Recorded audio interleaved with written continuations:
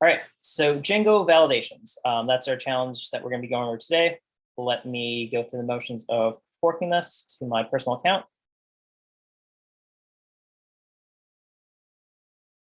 All right, that should hopefully not take too much longer. Okay, so I'm going to clone this down, copy that. CD into challenges. Okay, so we're going to git clone that URL I just copied, and then get into that directory. So CD Django Validations, and then we want to open up a coding window. All right, let me take my coding window and toss that into a new desktop. Let's make this a little larger so you guys can read it. All right, and yeah, I'm gonna have you guys kind of help me with this. So we've checked this out from GitHub. What do I need to do next? Let's see if we could ask the audience. I'm gonna call on someone. Let's go with Sean. Sean, you're first on my screen, so I'm gonna be calling you. What should I do from here? You need to create a virtual environment to work in. Yep. So Python, I think it's Python flag m VNV, and then the name of your virtual environment. Yep. So I think Tom mentioned this. I usually default to .vnv. I think other people might just use VNV as their virtual environment. Again, you can name it whatever you want. Just make sure you know what you've named it. So in this case, I'm going to use .vnv because that's my default way to name my virtual environment.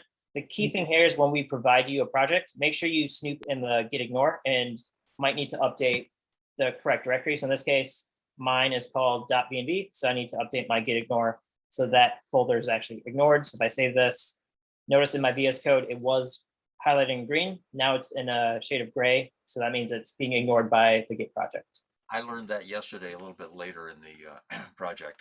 Right. Yeah. That can happen. Again, it's not the end of the world if you do push your virtual environment. It's just extra data that really shouldn't be in your project. But yeah. All right. So I've created my virtual environment. I've Git ignored it. I need to get into my virtual environment. So I've created it. Now I want to actually use it. To get into it, I'm going to type source, my virtual environment folder, bin, and activate.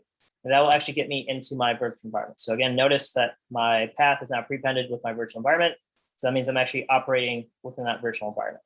All right. Yep. Thanks, Sean. Next on my screen, let's see. I've talked to a few of you guys who I have not heard from today. Let's talk to Eric. Eric Berger. What should I do next to get my environment set up correctly?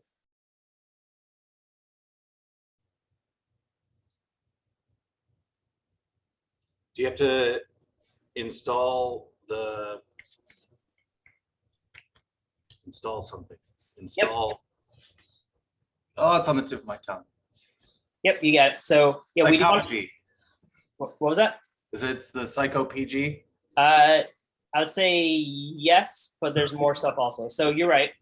There's a bunch of stuff I need to install to get this project working. How do I know what libraries I need for this project?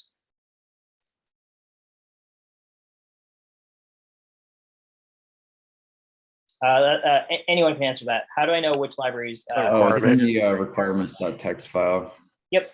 Yep. So again, anyone that's created this project for you should have a requirements.txt that specifies which libraries and which versions of those libraries are being used. So one thing I want to point out, because I made this mistake in the last cohort and I suffered greatly for it. Hopefully you guys won't peek at the lecture from last cohort, but I got ambitious. Or not ambitious, I just wasn't paying attention to the requirements.txt file. So I actually just installed Django by doing pip install Django. This will install Django in my virtual environment, but this will be the latest version of Django. Notice that the version that we specified in our requirements.txt is 2.15. If I go to my browser and search Django version latest, I think we've done this before, but so the latest release is 3.25. So we're on a pretty old version here for this project, but that's fine because that's how the project was created. It specified a different version. So again, in my last lecture that I did here, I just installed Django. I was like, all right, it'll be fine. I want to use the latest and greatest Django. I ran into a lot of issues, and it was kind of embarrassing, just like trying to step through those issues, because the new version of Django kind of outdated some of the functionality from this version and added maybe like new items that, kind of changed what I was expecting from my tests.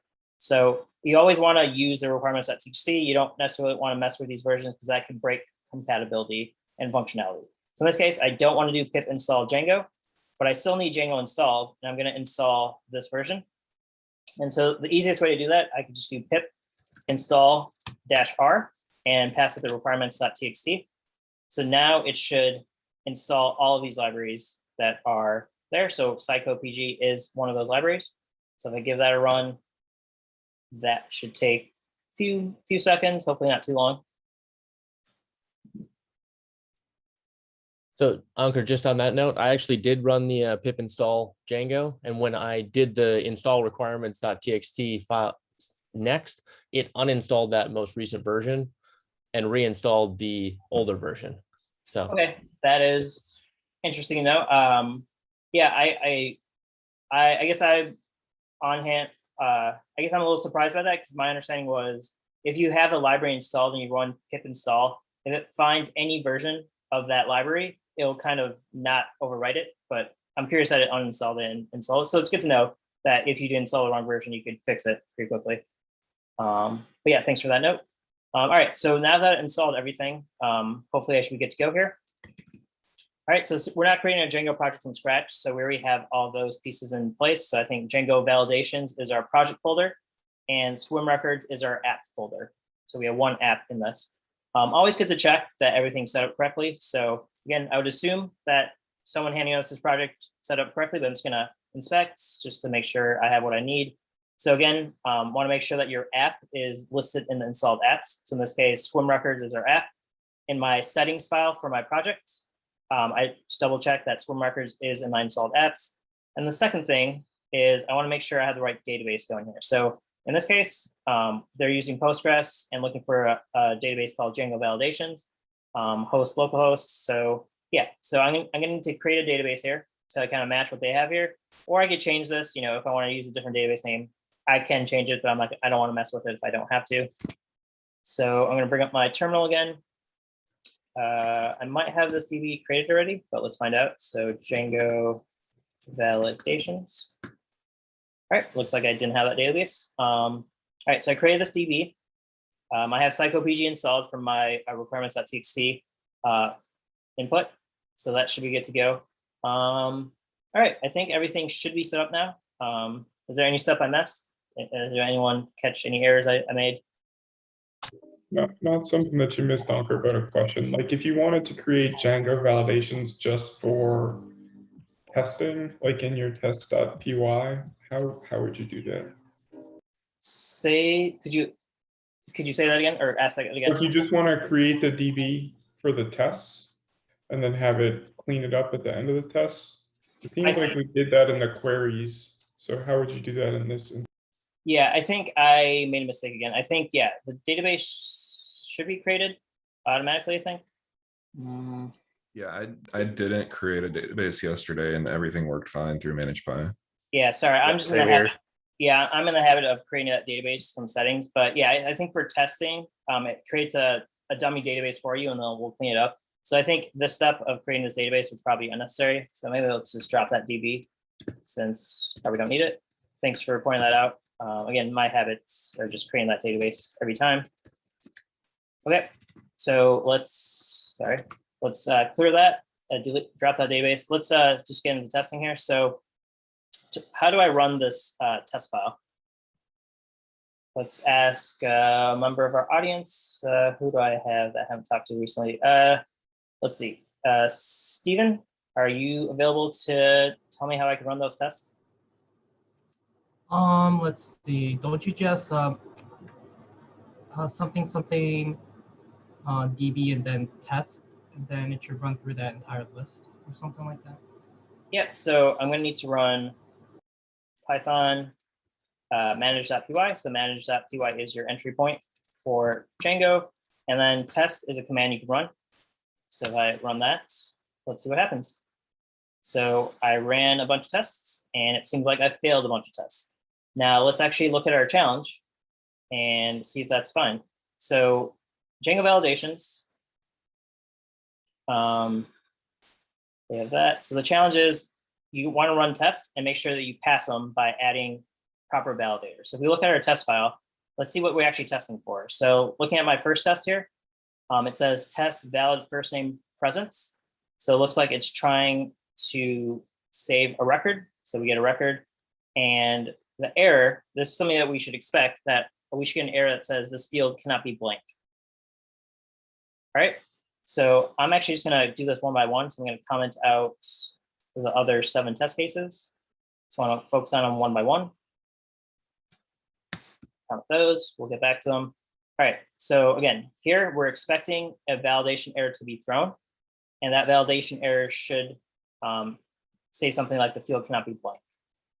All right, so let's go to our models and see what we're working with here. So currently our swim record has nothing in it.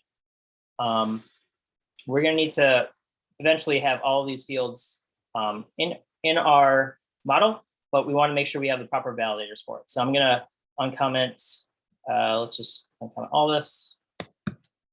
And let's look at the first test.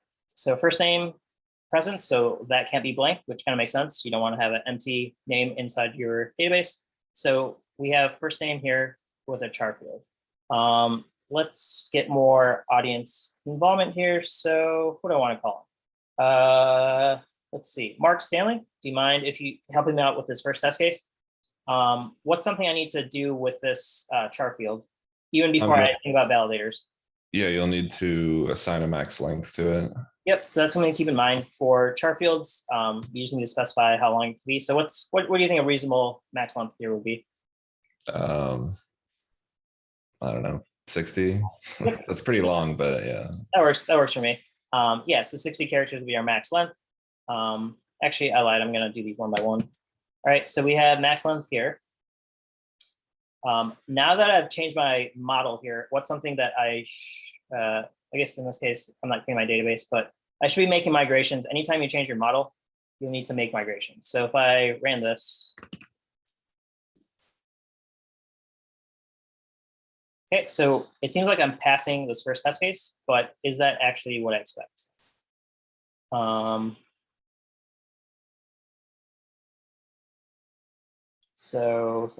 Okay. Let's see.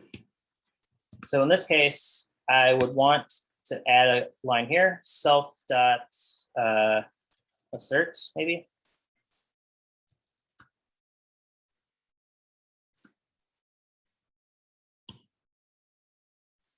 Let's pass it false. Sorry, let's see. So basically, this test case is not actually fully correct, because if it succeeds here, it's not actually going to get into the part that we care about. So we want to have some validator that gets into this part. So maybe I want to add self, let's see, assert one of these, assert false.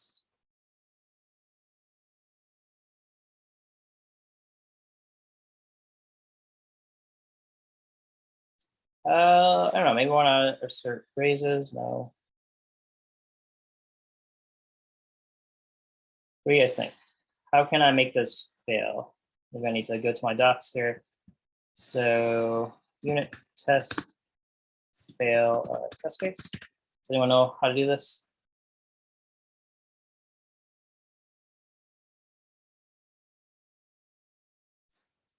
Assert. All right, I'm just going to do it the way I know how. I'm sure there's a better way to do it. But in this case, again, I want to fail if I don't want this to succeed. I actually want that to raise a validation error. So I'm going to do assert. Let's do assert. It's a assert raises exception as context, and then you do everything inside of a brace or inside the colon. Sorry, like this. Assert raises. Assert raises then exception. I think if you put validation error in there, as context, and then a colon. Okay, but so I want something here that's going to fail. So I'm just going to go with like a true false. and this should be true. So basically it's going to compare true and false, and that's going to be false because those don't match. Basically, I never want to get to this line is my goal here. I want the test case to fail if I successfully, if I get to this line in my test case has failed, because the goal of this test case is to check that a validation error has been raised. So let me run this test case again. All right, that's still passed. Let's see. Does that Can you mean? go over what a I record think the dot instruction full over clean there. is? Sorry, I heard two people talking at once. I Yeah. thought you were saying. The instruction in the README says the first for test is gonna pass either way. Yeah, okay, let's see what's actually happening here. So we get a raised error or exception. So yeah, we should be getting into this part. So let's actually verify that. Okay, yep, so raise exception. So yeah, we are getting into this correctly. So it seems like the validation is happening correctly. But if we add a value of null, so now, again, our validator, so our model is incorrect here. Like we shouldn't allow a null value, but our validator should protect us from that. So now that I've added null equals true, just to go over this in case we haven't been clear about this, this is the same as when we're writing our SQL, where we create a field of like, what's it, first name, and then that's like a var char, I guess in this case 60. Not null is a default. So without null equals true, again, the default value here is false. So that's the same as saying that this can be null, right? But if we add a not null, sorry, null equals false means is the same as not null. But if I change this to true, that means this field could be null. Now we know that we don't want an empty first name, but the goal of this challenge is to have validators that make sure that the data we're entering is correct. So again, this is not something we want in our database, but if we got a situation where our database was screwed up, our logic still should say, hey, we don't expect a blank name. So if I actually ran this now, raise exception, that's not what I expected. Null equals true. What's going on here? So we create a swim record, which has nothing as the first name.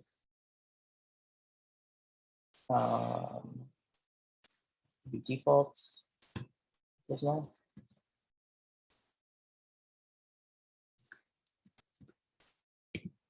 Just trying to get this test case to fail. Nope, that's still fine.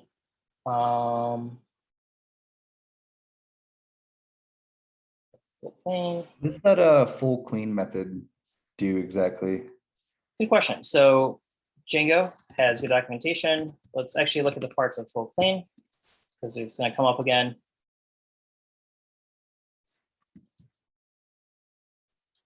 Full. All right. So full clean actually calls three other methods. One is clean fields, the other is clean, and then the last one is validate unique. So let's look at those pieces. Full clean is going to call clean fields. So that's going to actually go through each field and make sure that all the values are valid. And that's going to run the validators for each of the fields. Clean, on the other hand, is going to be for the entire data set. So we're going to use, I mean, there might be multiple ways to go about it, but I'm actually going to use this for one of the other test cases where we want to just make sure the entire set of records together is valid. And then validate unique, I need to actually read about that. Okay, so if you have any unique constraints, that's where validate unique is going to be called. So this is, again, there's already logic behind the scenes, but if you want to do something extra, you can override these methods and add more logic if you want to. Otherwise, the default behavior is going to happen. So in this case, full clean over here is going to call clean for each clean field for each of the fields. So in this case, we only have one field. So it's going to call clean field for first name and run all the validators for that. Okay, so we are passing this first test case. I'm trying to get it to fail. So in this case, again, we create a swim record that has no value for first name, right? We're not passing in first name value here. So if we print out, let's do print record dot first name. Let's see what that actually is by default. So let's say name. And okay, let's give this a run. Okay, we failed here because I forgot to comment.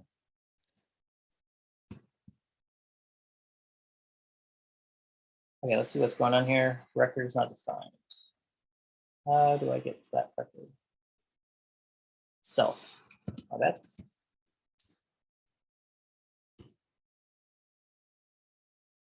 Okay, so let's see what got printed out. So name is empty here. There's nothing here. So full clean. Still got cannot be blank.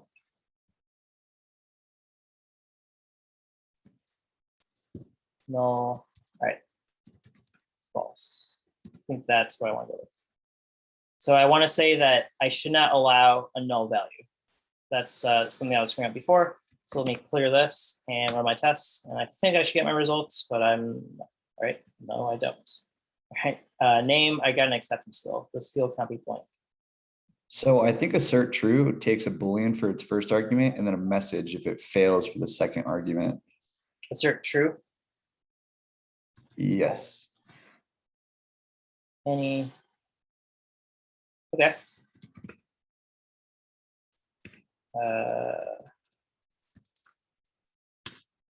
I guess I was thinking about assert equal. So thank you for that.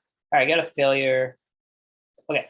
So sorry, I went through a few steps. Let me make sure I didn't lose anyone. So here I added ability for blank. I guess that's not what I want either. Null equals false.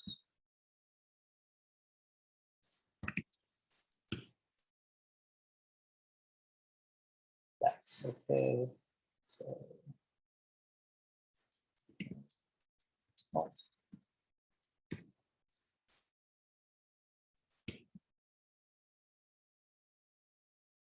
it worked. So when I change this to blank equals true,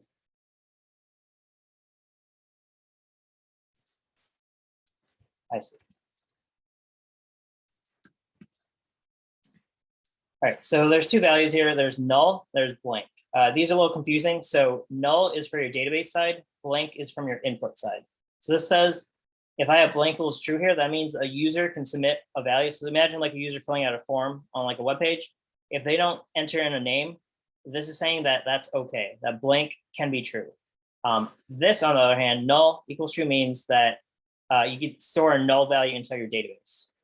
These don't always unmatch. For example, if I have a situation like this, where I have blank equals true and null equals false, this means the user can enter a blank value in the form they're filling out, but the database still does not want an empty record. So in that case, if we detect in our logic, hey, our user didn't fill in a name, maybe we want to enter in a default name like John Doe, and then enter that into the database. So that's what this situation would mirror. When I have blank equals true here, this means that I'm saying the user can input something, input nothing inside our form. So they could specify, they can not specify a first name, and we're okay with that. But our database, our database does not want a null value. So in this case, what this is catching is my swim record here by default has no first name, right? When I print out first name, that was just nothing because we don't specify that in any init method, right? There's no initializer for first name. So in that case, self.full clean is no longer going to automatically check this item. So if we wanted to add our own validator to check this, we could.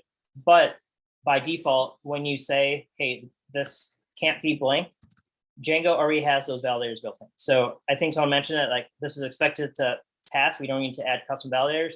That is true because when you specify blank equals false, which is the default, Django will automatically make sure that whatever you pass in for first name is not blank. So this is automatically checked for us. We don't need to add a validator. Does that make sense? I know I might have probably lost half the class there. But did that make sense? Or do you guys have any questions what I just kind of said there? So if you're allowed to empty an empty value for first name, then why does the null, like I thought empty was null. Empty, are you talking about here? Yeah. Yeah, so blank equals false, which means you can't equal or you can't enter an empty value, but null equals false, so you can't have a null value. So don't those kind of like contradict? No, so these are aligned in saying, hey, the user does not have to enter anything in, or sorry, the user does have to enter something in because blank is false. Blank means, do you allow blank values? In this case, the answer is no, the user must enter a value. And then since they're entering a value, we also want our database to always require a value for that. So that's saying, is that field nullable in the database? And the answer is no also. So what's the purpose of having like a double check there? Yeah, again, again, these values don't always have a match. So as for example was, blank equals true means the user can enter nothing in, and that's okay from the user side, but the database still requires a value. So in this case, again, my hypothetical was, let's say I'm filling out a form and I just leave my name blank. Well, then the logic in between, so I guess my Django logic should automatically enter like a dummy name like John Doe, and that'll be stored in the database. You could also have these reversed. So if I had false here and true here, this means that we require our users to enter a name, but we don't care in the database. Like if it's blank, that's not going to break our integrity. Like this case doesn't make much sense, but again, it is possible to have these kind of misaligned as long as you know what you're doing, what you expect. Reno, I feel like I'm not sure if I answered that fully, so I want to make sure we get that. So again, I think it's okay. right, so again, blank, just think about that as a user entering values into a form. Can that form value be blank? So can a user omit that value? That's different than us storing the data in a database. So again, like, let's say we're entering a location and the user doesn't enter their own location. Well, then we could default a value to like, let's just say United States if they don't enter a location value for our field. So what kind of error does it throw if blank is true and then null is false? If you enter like a I don't know, like an empty entry. Yep. So that's a good question. So if we tried this way, if we try to enter a record, we should get an error. Let's actually try that and see what happens. So yeah, so in this case, that's there. So this is what's being raised by default by Django. So we provide a blank value here, which is fine, but then the database does not allow for empty value. So I guess, sorry, I'm confusing myself here.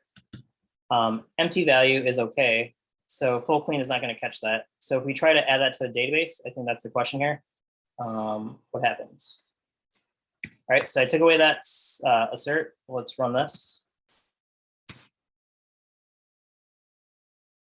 Okay, so the test passed, but what happened to our database?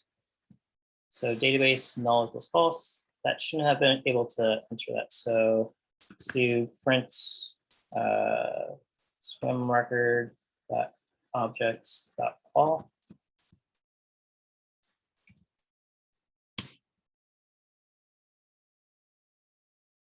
So we have empty query set. So it looks like it did not actually enter anything in there. So if I do self dot save, maybe that's what I want to do.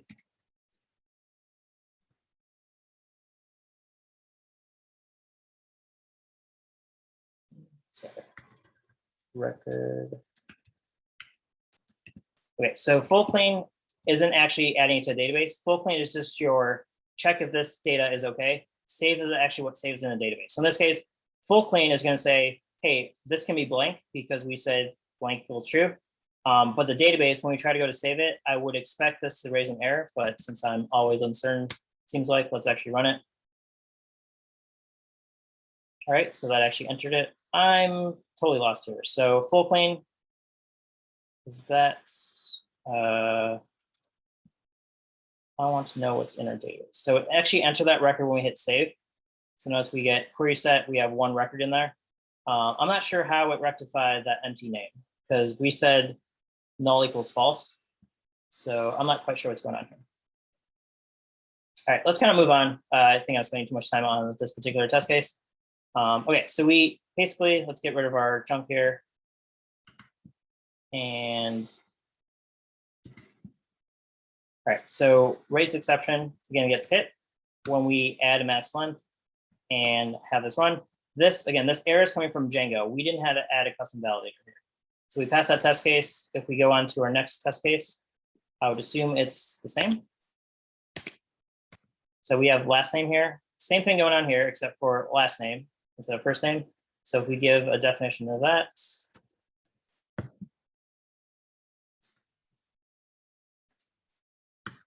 say that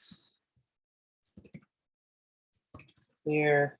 All right, so we're running 2 test cases now. The first one should pass, maybe just one by one, but we get 2 test cases that pass. The next 2 test cases are very similar. Do you have to migrate the file? The models here? Yeah, do you have to migrate it since you changed it? Good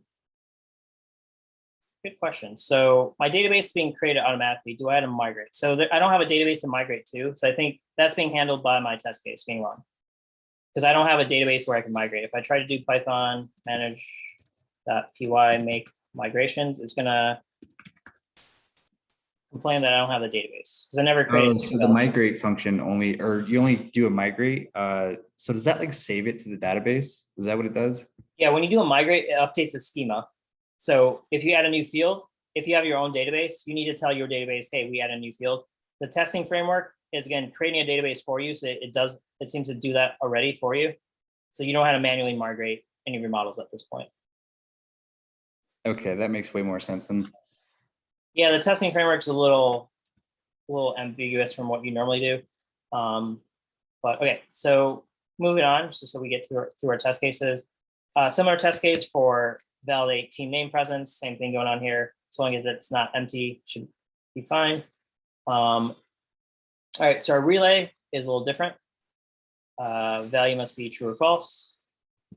Let's see if that passes. So we'll have 4 test cases for the first 4 values. I don't think there's a max length for Boolean. Yeah. You're right. I was getting 2 copy and paste happy there. So relay is just a Boolean field, so let's do true and false. So let's run these test cases and see if these pass. That's how I'll run. So it's Python manage.py tests. Okay, so we passed 4 test cases. In this case, all these checks are being done by Django. We didn't have to add any validations there. But that's going to get a little more tricky when we want custom validations. So in this case, let's see what we need to do. Next test case is valid stroke.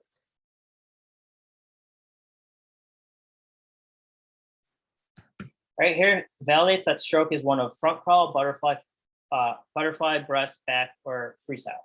So in this case, we're entering a stroke value of doggy paddle. That should raise some assertion saying doggy paddle is not a valid stroke. Again, there's no way that Django knows what's valid and what's not in this case. For the first 4 test cases, blank is like a generic thing where Django can check that itself, but we need to add a validator here for this particular test we want to do. So to go about that, we need to create a validator. So if we go to our swim records model, right here, we have the stroke field, and we need to make sure that this is one of the values listed here. So let's copy this so we can work off of it. All right, so this is where we're going to add a custom validator. So I'm going to add a function called validate stroke. Maybe I want to add a new file actually. So let's do validators.py. And I'll put my logic in there, validators. Okay, and let me take this out and add that to validator. So it's just breaking up my logic so that I have my files organized. All right, so I have validate stroke, and this is going to take in a stroke argument. So stroke, and then we want to return something. So in this case, I'm going to pass and go back to my models.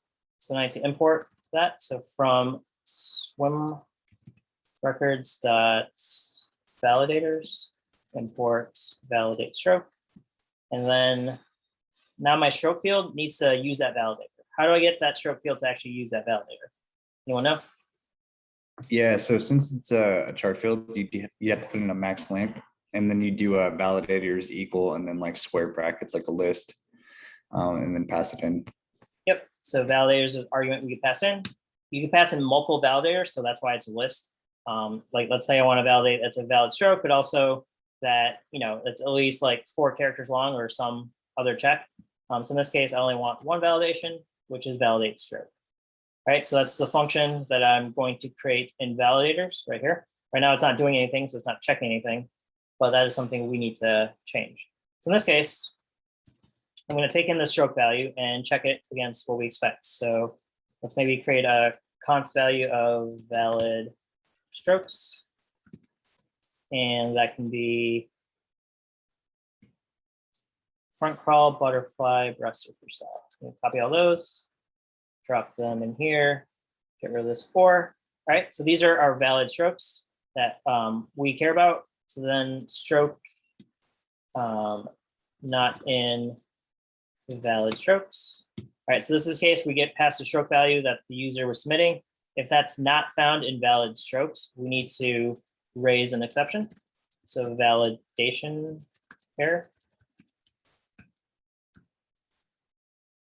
All right, so validation error is something we want to use here.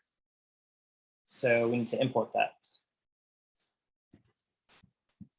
So we're going to do from Django core exceptions, import validation error. All right, so we want to use this, this class, so we need to import it. So validation error, if we want to read about it, it's always good to go documentation, validation error Django. Django exceptions, they have a whole page dedicated to it. So there, again, there's default validators. If you want to have some, generic validations, you do use some of theirs, or if you want to create your own. So in this case, validation error. All right, validation exception is raised when data fails the form for model field validations.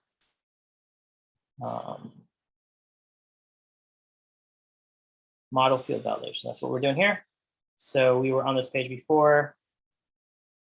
Let's see if they have validation error.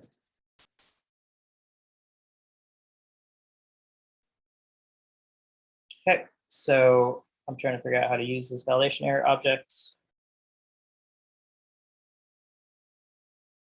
All right, so clean raise validation. So we want to pass it a dictionary and talk about the field where we failed. So publication date in their example is the field that they're checking. So we want to, again, have a value for a current field and then a message that goes along with it.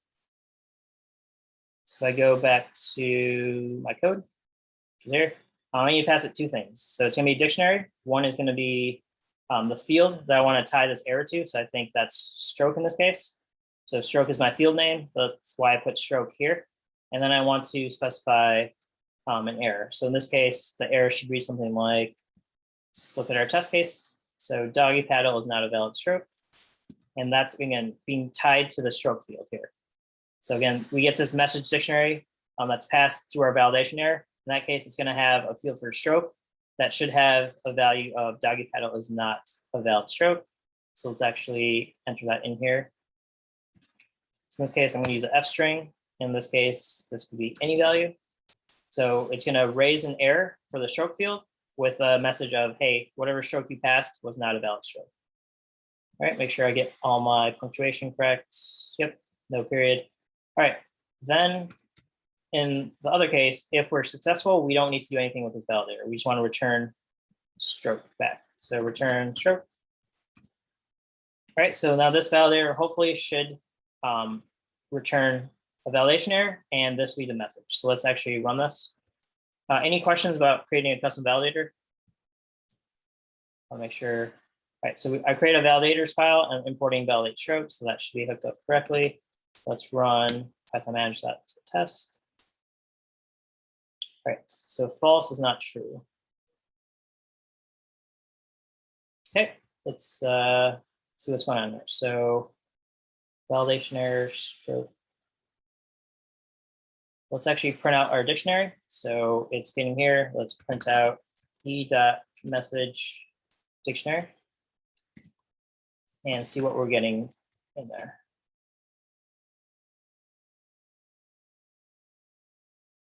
Okay, so this is a dictionary I printed out. So notice that we have our previous test cases here. First name, last name has error messages, but we care about stroke here. So here it says doggy paddle is not a valid stroke. That seems to be not fully what we want. Do you have to do a validation error, or can you raise a different kind of error, like an exception? In this case, the test case wants a validation error, but you can raise whatever you want. Like you're in control of what type of error you raise. I think my issue here is I don't actually want to use a dictionary because that looks like it's automatically tied to the stroke value. So I think I need to just return f string in this case. So I think if I were in the clean method would need to know what field you want to attribute this error to. But I think since we're doing, this is being called from clean fields, I only need to pass it back a string because looking at my output here, I don't want a dictionary here. It looks like this, yeah, that's not what I expect. So let me try it this way. Clear. Okay, so looking at our dictionary, we have stroke, and the error message that in there is doggy paddle is not valid, not a valid stroke, which is what we expect. So in that case, this succeeded. Let's go on to the next test case. Can I get some help with this one? Let's see, who do we have out there?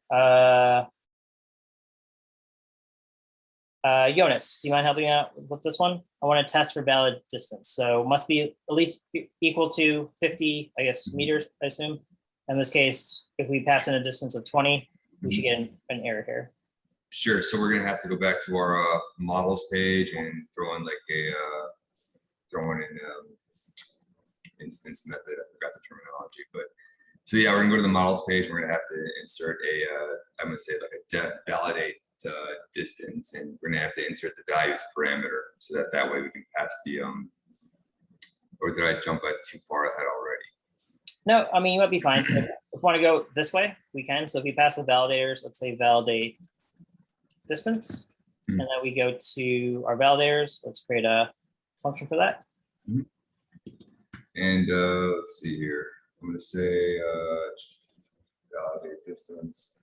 So yeah, so distance, if value is say, oh, sorry. Oh no, yeah, I'm just creating our target. So in this case, we know our target is 50. So that's going to be a constant value I create, and then we get past the distance. So yeah, what would I add here? So let's see here. If I'm going to say if value is less than 50. If value. So distance, I assume. If I'm sorry, if yeah, distance is less than 50. I'm sorry, I'm reading off notes. That's fine. Yeah. Oh yeah, we coded it. We probably have different variable names, but it's the same thing. So distance is. If distance is less than 50, or yeah, less than 50, or less than min distance, right? I should probably read both screens. And then yeah, raise validation error. That's yeah, exactly. Yep. So let's just copy that because that's what we expect. And our validator should be here. And I guess in this case, it doesn't really reference the distance. It just says make sure it's at least min distance.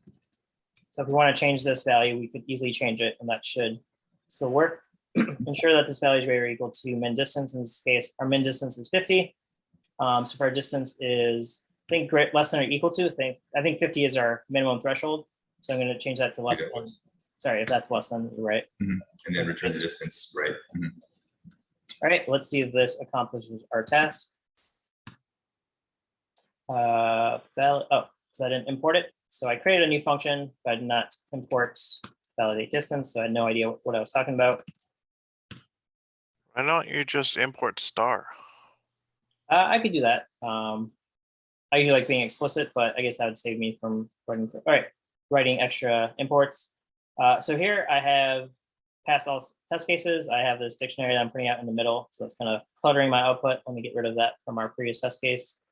Print dictionary. Okay, but it seems like we're passing that. So yep, that is definitely one way we could solve it. But again, Django has some baked in, I guess, validators for us that we could take advantage of. So again, this totally works, gives us some control of what we want, but min value validator. Yep, Don's kind of hip to what I was kind of getting at.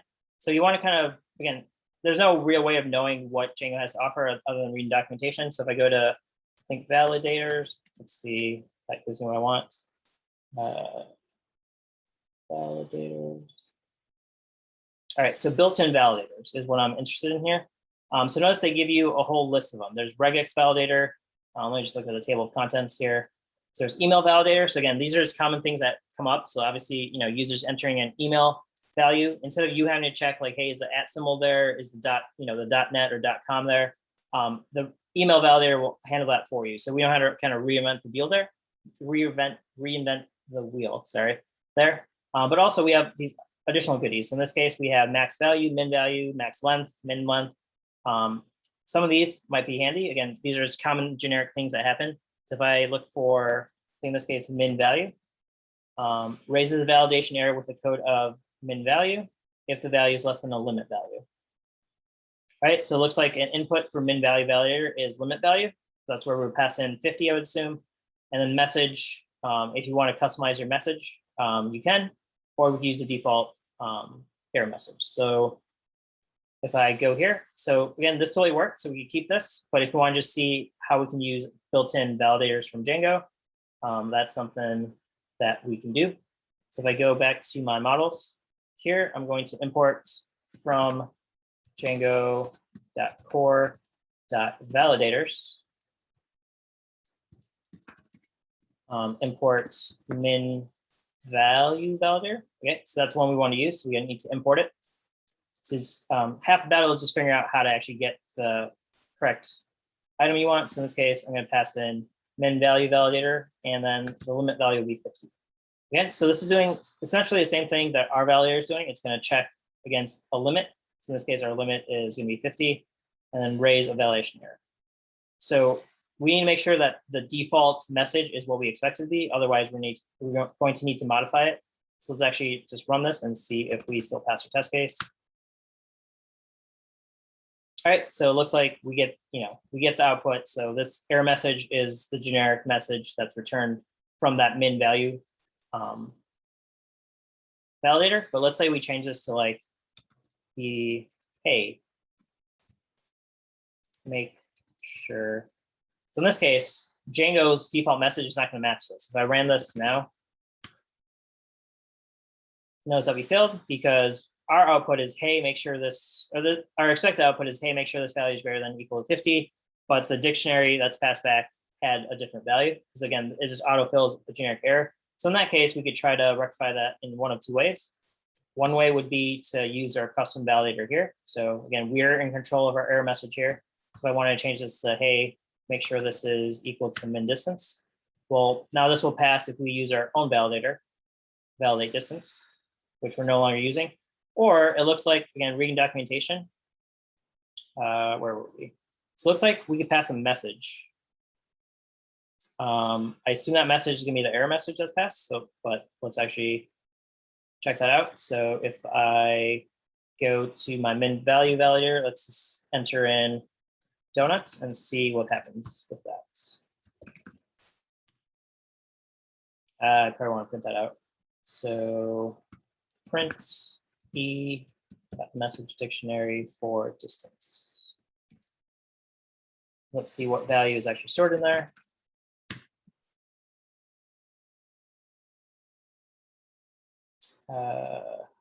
Typos.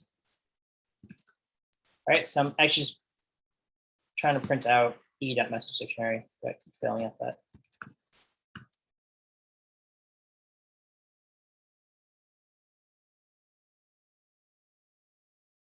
False is not true.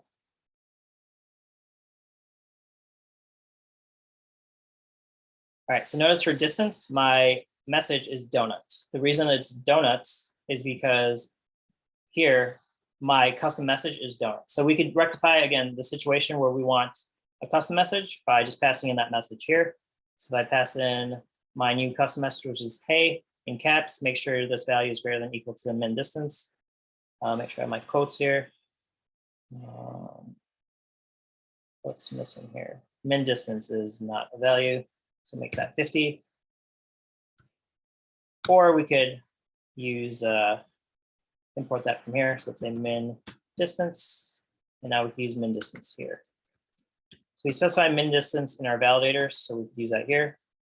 Min distance. So in case we want to change that in the future, it should be easy for us to change it.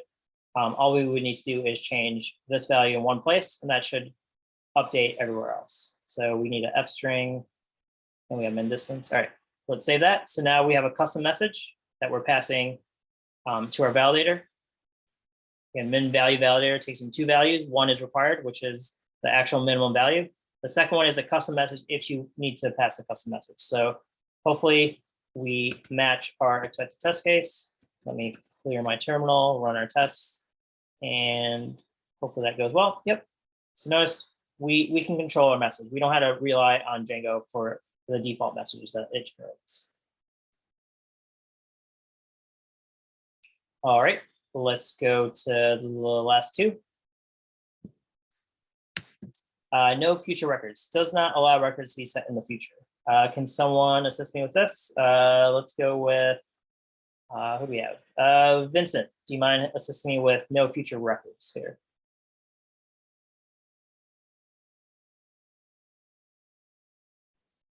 All right. Yeah, so I guess I would start back at the validations folder. Just recreating pretty much copying, validate distance. Okay. Same way we have there.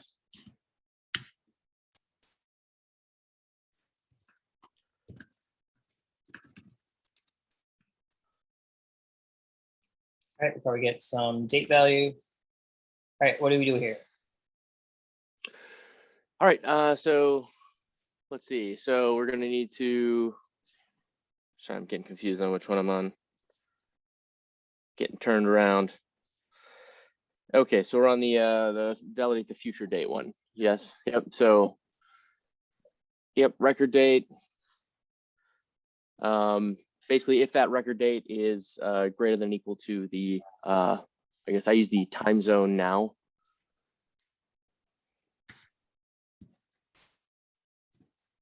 So greater or equal to or greater than, greater than. So can it be equal to now, I guess is the question. Based on the test case.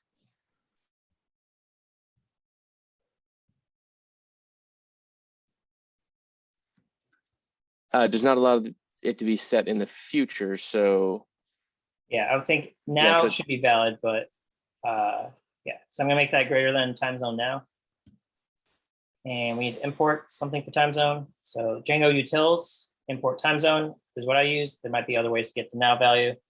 But basically we want to check if the record date is, again, greater than, meaning in the future from the current moment. We want to raise some validation error. Right? Yep. All right.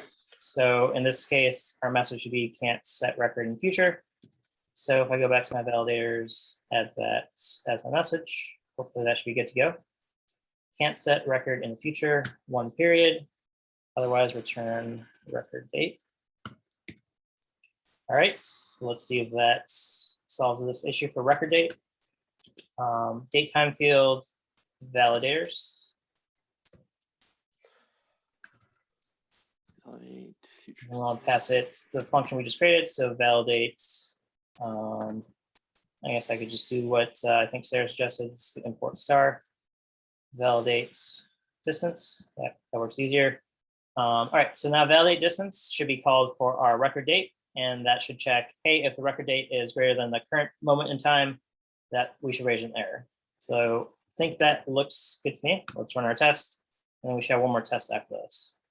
All right, so we got an error here. Date time field and ints cannot be compared.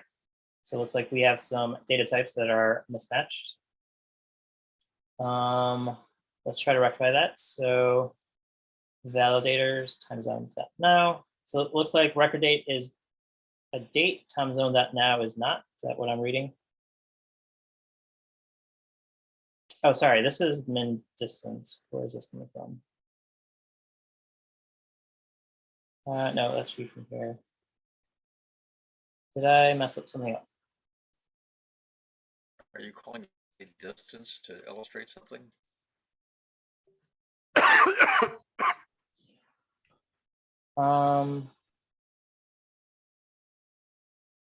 Line 17. I'm not sure how I screwed up validate. Did I? Oh, sorry, my bad.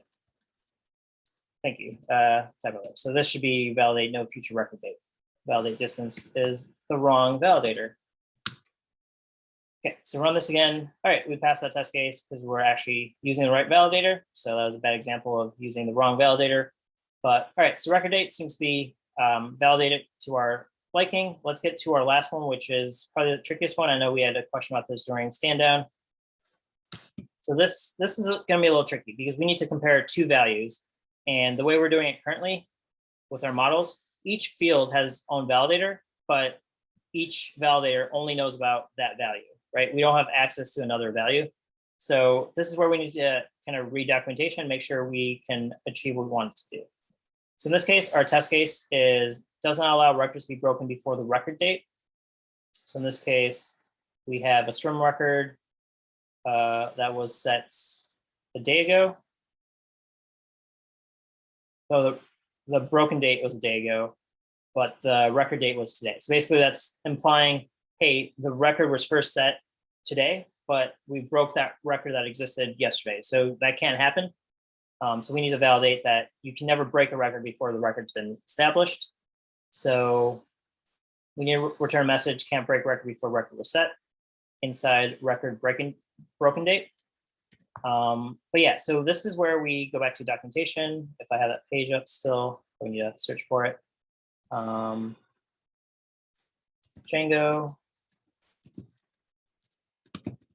validates model records. This page.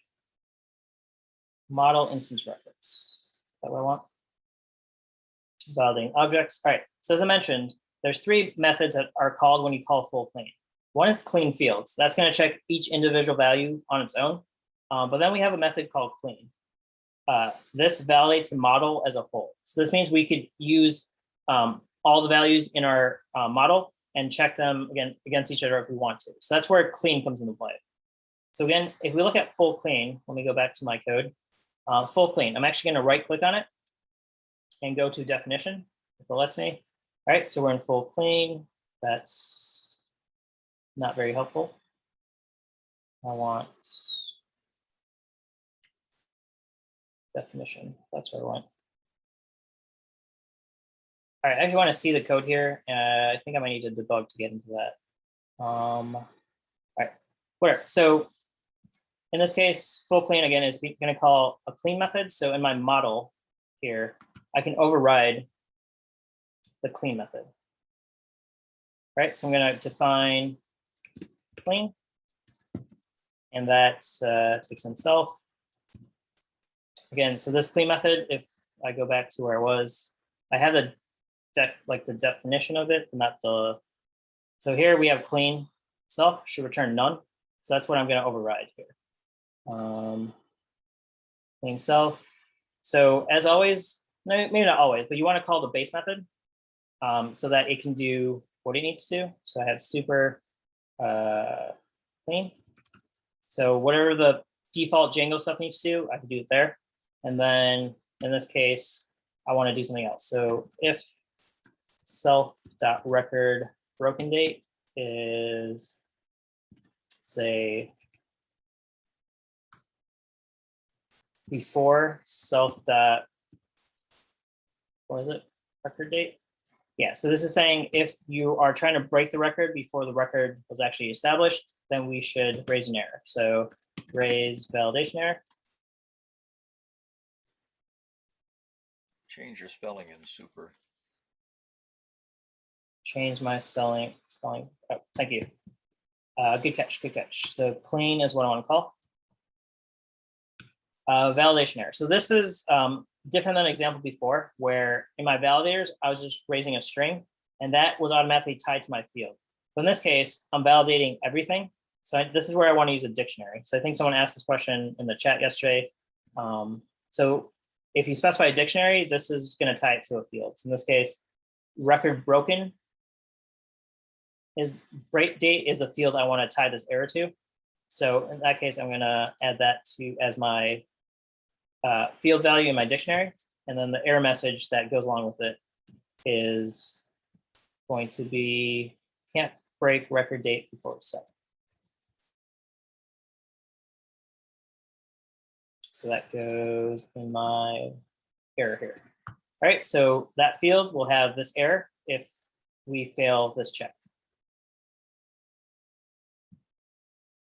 Okay, so let's now, again, our clean method has access to all the records after clean field has been run for all the individual fields. Then clean will be ran. And then I wish I could show this in the way I want. And let's see. I put a breakpoint there. I'm going to try something. I might fail miserably, but let me try to actually debug this.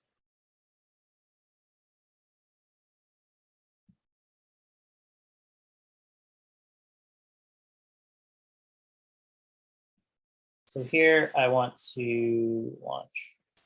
How do I do this? Yeah, debugging Django projects, it's a little tricky. Program, I launch manage.py. Args, I think, is what I want to be test. So I want to run manage.py with an argument of test. Is that what accomplish what I want? Let's see if this works. So I'm going to put a breakpoint here. And let's see if I can actually debug this. I'm not sure if this will work.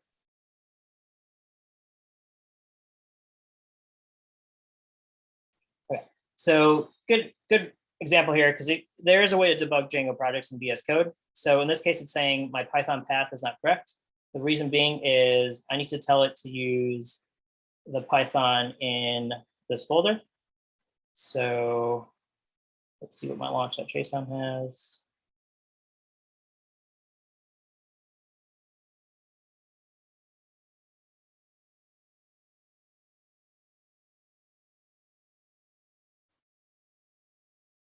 All right, so in my VS Code, I have launch.json. I want to specify some other version.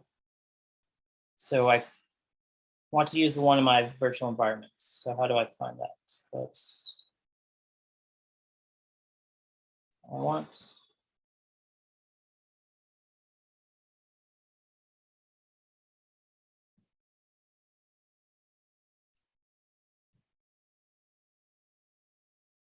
All right, so here we're in VS Code. Let's go up a level.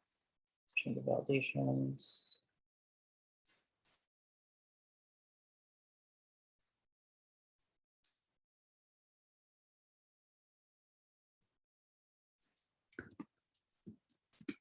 All right, so I have a hidden folder, so I need to show hidden files in Finder.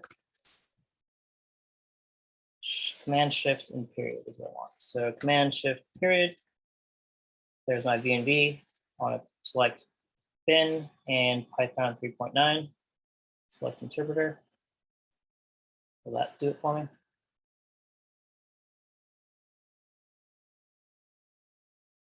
All right, Python path still not good. All right, I'm gonna have to figure out how to do this. There's a way to debug through VS Code, but in the interest of time, let's forego that. But yeah, so basically the main thing I wanted to show was when clean gets called. So if we actually could break point in here, we could see the call stack and see what's being called. In this case, clean gets called after all the fields are cleaned. So if we run this and see if our test passes here, let me trash this and clear that. All right, so Python manage.py test. All right, so it looks like I have a none type, so I need to check for that. If and all right, so I need to make sure these are not none. So let's see if that cleans it up. All right, there we go. So basically, if these are both not none, and then we have a broken date that is in the past compared to our record date, then we raise this error. So again, clean gets run for all your values, so you could check any other values together, versus clean fields will call your validators one by one.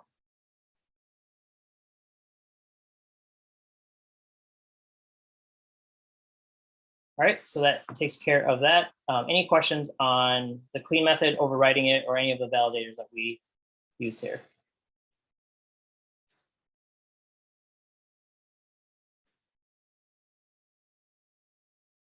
All right, so as Tom mentioned yesterday, you're not going to be doing validators a lot. We just wanted to show you that it's possible to add custom validations.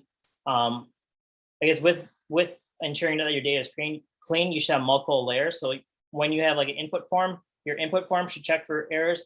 Then your logic before entering into a database should check for errors, and then your database should also have constraints that check for errors, so that again you have redundancy, so that if one part of your error check kind of fails, you should have backups to it, because you always want to make sure your data is what you expect it to be, as in valid and doesn't have any errors in it. So yeah, I mean, we always preach like don't have redundant code, but in this case, for error checking, redundancies are a good thing, so that you always catch the error in case one part of your logic is not correct. All right, let me stop the